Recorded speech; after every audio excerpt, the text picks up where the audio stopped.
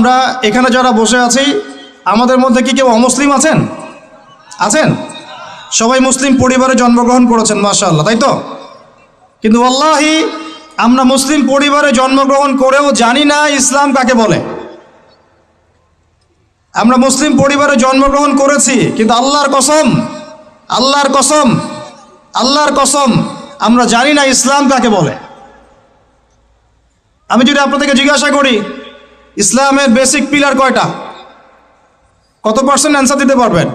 যদি জিজ্ঞাসা করি বিশুদ্ধ করে কোরআন তেলাওয়াত কতজন করতে পারেন?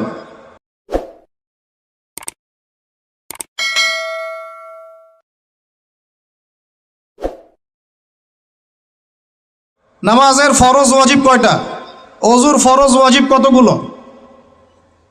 আপনার জীবনের 25 বছর আপনি পড়াশোনা করেছেন, 25টা সূরা তো দূরের কথা, 25টা আয়াতের অর্থ আপনি আমাকে বলতে পারবেন কিনা? 25টা হাদিস আপনার মুখস্থ আছে কিনা? ছোট ছোট হাদিসের কথা বলছি। ফর এক্সাম্পল, আল হায়াউ শু'বাতুম মিনাল ঈমান, ইন্নামাল আমালু বিন্নিয়াত, আল কোরআন হুজ্জাতুন লাকা ওয়া আলাইক, ইত্যাদি ছোট ছোট হাদিসের কথা বলছি। আপনি কি আমাকে 25টা হাদিস শোনাতে পারবেন? ধিক্কার আপনার পড়াশোনার উপরে, লজ্জা আপনার জন্যে, লজ্জা আপনার জন্যে, ধিক্কার আপনার পড়াশোনার উপরে।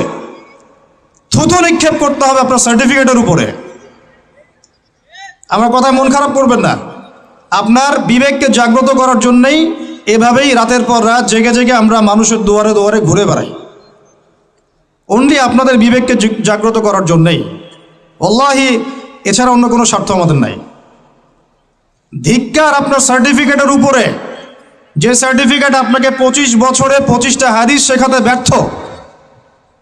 25 জন নবীর নাম আপনি জানেন না, নবী সাল্লাল্লাহু আলাইহি ওয়াসাল্লামের 10 জন 11 জন স্ত্রীর নামও জানেন না, জান্নাতের সুসংবাদ প্রাপ্ত 10 জন সাহাবীর নাম ঝরঝরা করে বলতে পারেন না। নুরানির বাচ্চারা যে কয়েকটা হাদিস জানে সেই হাদিস আমরা জানি না।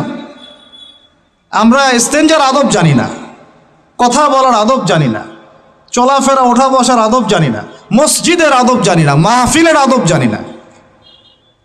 মসজিদের আদব যে জানি না এটা তো মসজিদে গেলেই বোঝা যায়। নামাজের ফরজ, নামাজের ওয়াজিব, নামাজের সুন্নাহ, মুস্তাহাব এগুলো আমরা জানি না।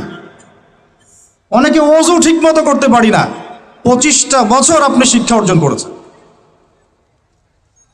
আদতে 25 বছরে আপনি কোনো বিজ্ঞানীও হন নাই, কোনো দার্শনিকও হন নাই। আদতে আপনি কোনো শিক্ষা অর্জন করে পলিটিক্যাল লিডার হন নাই, অর্থনীতিবিদও হতে পারছেন না। প্রযুক্তি ধার করে আনতে হচ্ছে, অর্থনীতি ধার করে আনতে হচ্ছে, রাজনৈতিক মতবাদগুলো পশ্চিম থেকে ধার করে আনতে হচ্ছে, সামাজিক মতবাদগুলো পশ্চিমা সেই গ্রিক দর্শন থেকে আবার নতুন করে নবায়ন করা হচ্ছে। শিক্ষা নীতির জন্য বাইরের দিকে তাকায় থাকতে হচ্ছে। আদতে না আপনি এখানে বিজ্ঞানী হচ্ছেন, না আপনি এখানে অর্থনীতিবিদ হচ্ছেন, না কোনো দার্শনিক হচ্ছেন। এই জেনারেশনের কথা বলছি, যারা এখন দেশ জাতি এবং বৈশ্বিক প্রেক্ষাপট ডিল করছেন, তারা আমাদের বাবারা অথবা তার বাবারা। বর্তমান জেনারেশন এই জায়গায় অনেক পিছিয়ে গেছে, এতটাই পিছিয়ে গেছে যে শিক্ষককে যে সম্মান করতে হয় এই সম্মান বোধটুকু উঠে গেছে। বাবাকে সালাম দিতে হয় এই সম্মান মর্যাদা বোধটুকু উঠে গেছে। মায়ের সাথে ভালো ব্যবহার করতে হয় এটা সেই তো কবেই উঠে গেল। আর সমাজে ওই জায়গা দখল করলো বৃদ্ধাশ্রম। দিন দিন জেনা বাড়তে থাকলো, ব্যভিচার বাড়তে থাকলো, হারাম খাওয়া বাড়তে থাকলো, সুদ বাড়তে থাকলো।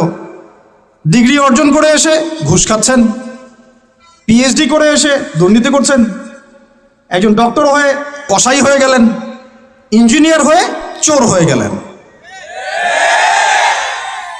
আমি অবাক হব না আগামী 10 বছর পরে এই টিকটক প্রজন্ম যদি আরেকটা প্যারালাইজড প্রজন্মের রূপ নেয়, এটা তো অবাক হওয়ার কিছু নাই। 25 বছর আমি চ্যালেঞ্জ করছি আপনাদেরকে, 25 বছর পড়েছেন, আমাকে ছোট ছোট 25টা সূরা শোনাতে পারবেন না। আর 25টা সূরার অর্থ যদি জিজ্ঞাসা করে প্যান্ট গিলা হয়ে যাবে। এই যে ঠিক বলছে আর দাঁত বের করে হাসছে, ভাবখানা এমন আমি এখানে কোনো কৌতুক করছি। এত কমন সেন্সিন জেনারেশন তৈরি করেছেন, এত কমন সেন্সিন, এত বেয়াদব, এত আদবহীন। আপনি কি সার্টিফিকেট দিয়ে শিক্ষাকে মূল্যায়ন করছেন? যেখানে আল্লাহ এবং তার রাসূলের কথা হয়, সিরিয়াস কথা হয়, সিরিয়াস কথাকেও হাসির কথা মনে কর। জিনার আলোচনা হলে দাঁত কেলিয়ে হাসে। এই জেনারেশনের 15 থেকে 20 বছরের ছেলেমেয়েরা এমন কোনো পাপ নাই এখন করে না, এমন কোনো পাপ নাই। মাদক থেকে শুরু করে মেয়ের সাধক করা পর্যন্ত এভরি সিঙ্গেল থিং তারা তো করে ফেলেছে এখানে। আপনারই ছেলে, আপনারই মেয়ে, আমারই ভাই, আমারই বোন। আর এই জেনারেশনকে নবী সাল্লাল্লাহু আলাইহি ওয়াসাল্লাম, সাহাবায়ে কেরাম, তাবেঈন ইজম, 4 ইমাম, মুসলিম উম্মার বীরত্বের ইতিহাস, সালাউদ্দিন আইয়ুবী রাহিমাহুল্লাহ, নুরউদ্দিন জঙ্গি, মুহাম্মদ বিন কাসিম, তারিক বিন জিয়াদ, এই নামই তারা জানে না, এই নামই জানে না তারা। তারা জানেই না ভারতবর্ষে ইসলাম কে নিয়ে আসছে, বিন কাসিমের হিস্ট্রি কি, তারিক বিন জিয়াদের হিস্ট্রি কি, নুরউদ্দিন জঙ্গির হিস্ট্রি কি, এই জেরুজালেম বাইতুল মুকাদ্দাসের ইতিহাস কি, কিভাবে এটা ওদের হাতে চলে গেল, এটা কাদের ছিল, সাহাবীদের যুগ কেমন ছিল, নবীর যুগ ইসলাম কেমন ছিল, 4 ইমাম কি মেহনত করে গিয়েছেন, সলফে সালেহিন কোন পথ রেখে গিয়েছেন, কিচ্ছু জানে না, অ্যাবসলিউটলি নাথিং। বিগত 30 থেকে 40 বছরে আমরা এই জেনারেশনটা তৈরি করেছি। বাট অফকোর্স তারা ক্রিকেটারদের নাম জানে, ফুটবলারদের নাম জানে, গায়ক গায়িকাদের নাম জানে, নায়ক নায়িকাদের নাম জানে। আফসোস, এই জেনারেশনটার জন্য আফসোস। অথচ আমাদেরই ভাই, আমাদেরই বোন। আপনি পৃথিবী থেকে চলে গেলে রব্বির হামহুমা কামা রব্বায়ানি সগীরাও বিশুদ্ধ করে পড়তে পারবে কিনা সন্দেহ আছে। দোয়া করে রব্বির হামহুমা কামা রাব্বায়ানি সাগীরা, এই একটা বাক্যের মধ্যেই 5টা-6টা ভুল হলো। বলে রাব্বির হামহুমা কামা রাব্বায়ানি সাগীরা, এভাবে বলে আপনার ছেলে।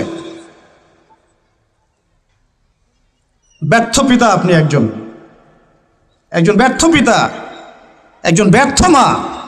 যে মা, যে পিতা সন্তানকে কোরআন শেখাতে পারলো না, এর চেয়ে হতভাগায় পৃথিবীতে কেউ নাই।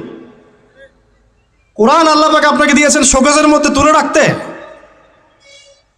বাবা মারা গেলে 3 দিনের দিন বের করবেন, 40 দিনের দিন বের করবেন, আর বছর কি দিন বের করবেন?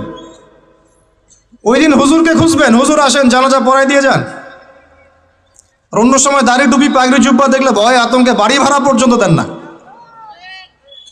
হুজুরকে দরকার হয় কখন? নিজের জানাজার সময়, বাড়ির কেউ মরলে, দোকান উদ্বোধন করবে, তখন জিলাপি আর খরমার দরকার হয়। আর আমরাও এমন গায়রতহীন হয়ে গেছি, 500-1000 টাকার জন্য আবার জানাজা পড়াতেও যাই। একটা প্যারালাইজড নোংরা প্রজন্ম গড়ে তুলছি আমরা। শিক্ষার কিছুই নাই, এখন কিচ্ছু নাই। আপনি কি মনে করছেন আমি আমার আবেগ থেকে কথা বলছি না? প্রত্যেকটা কথার রেফারেন্স এবং দলিল আমি আপনাকে ডিবেট করে প্রমাণ করতে পারবো। ইসলাম তো আস্তে আস্তে মিটিয়ে দিয়েছেনই, এখন যে নৈতিক শিক্ষাটুকু ছিল সেটাও নাই। এরা সার্টিফিকেটের জন্য পড়াশোনা করে, অনলি ফর চাকরি, অনলি ফর একটা ইন্টারভিউ। এই শিক্ষায় শিক্ষিত হয়ে এই জাতি কোনোদিনও সফল হতে পারবে না ইনশাআল্লাহ তাআলা।